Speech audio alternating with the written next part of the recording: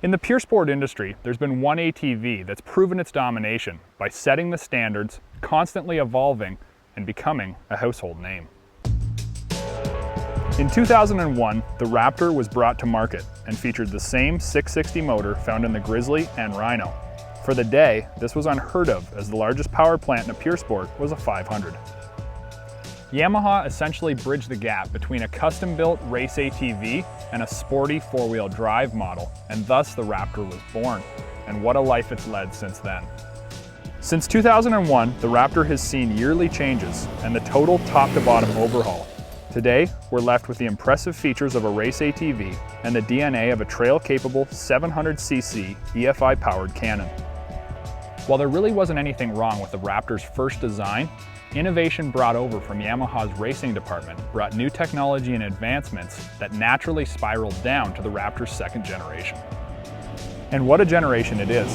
The most notable change on the Raptor is its hybrid chassis, featuring the best attributes of steel and aluminum, blended together to not only deliver superior strength, but also the lightest chassis in its class. The swing arm on the new Raptor is a work of art, and it's a far cry from the early 2001 model. Its full cast aluminum design reduces weight and allows for an easy-to-adjust, user-friendly bearing carrier. The eccentric design on the bearing carrier means with a few quick turns of a wrench, you can adjust chain tension and not have to worry about alignment, or having to remove parts to take up the chain slack. While early generation Raptors had a design style of their own, more recent models have taken on a YFZ appearance, featuring slimmer bodywork and racer-inspired amenities. Features such as the high perch race seat, wide and beefy 45mm serrated foot pegs, YFZ-style heel supports, and the minimalist composite front bumper are funneled down from the racing division. The Raptor isn't a YFZ, nor is it designed to be, but Yamaha would have been crazy to not take the experience they've learned in their racing department and apply it to this vehicle, and the suspension department benefited the most on the Raptor from this marriage. Most notably, the front end features race-style, recessive bent lower A-arms, keeping the center of the frame higher up and out of harm's way without the need to reduce wheel travel. The dampers used on the latest Raptor 700 are the highest quality we have ever seen, and a far cry from the old school steel body shocks of the 2001 660. Kayaba aluminum piggyback shocks, both front and rear, feature high and low speed compression adjustability, a rebound clicker, and a threaded spring preload adjustment. While the average rider doesn't need this much adjustability, if you take the time to learn what each adjustment does, you'll soon realize the incredible quality of this suspension package. The bottom line is, the Raptor started out as a big horsepower trail rocket, but now has a suspension to be taken to the track. But in our opinion, it's still at its best on the open trail, hauling the mail.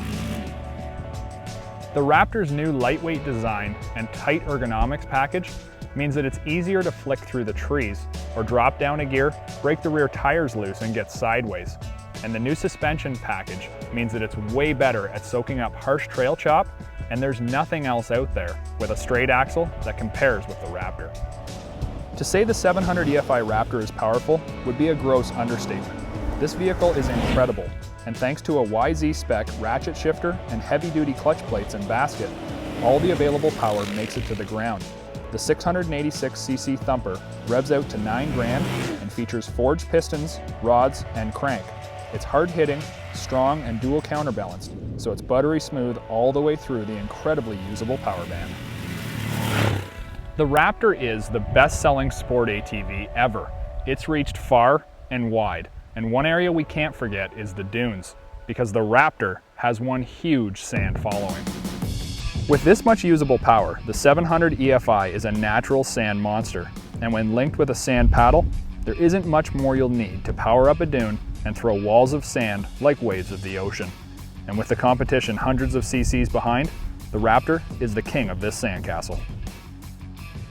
The Raptor now comes from the factory with an easy-to-read LCD display that shows vehicle speed along with a variety of other information, a feature you won't find on competitive models. The Raptor has always been what the competition wasn't. It had the horsepower when others didn't, it featured an EFI when others wouldn't, and now something as simple as digital instrumentation sets the bar yet another notch above all the rest. If you're in the market for a pure sport ATV, but you're never going to race it, why wouldn't you go for a Raptor? With the added power it delivers, you're going to be way further ahead. Not to mention, it's cheaper than the 450 race ATVs and delivers everything that the average sport rider needs. While the Raptor's motor is incredibly potent, it's not as high-strung as the 450 class YFZs. Remember, it's the same motor found in the Grizzly and Rhino, and it's designed to go the distance without the frequent servicing requirements of a 450 racer, saving you money and keeping you out on the trails.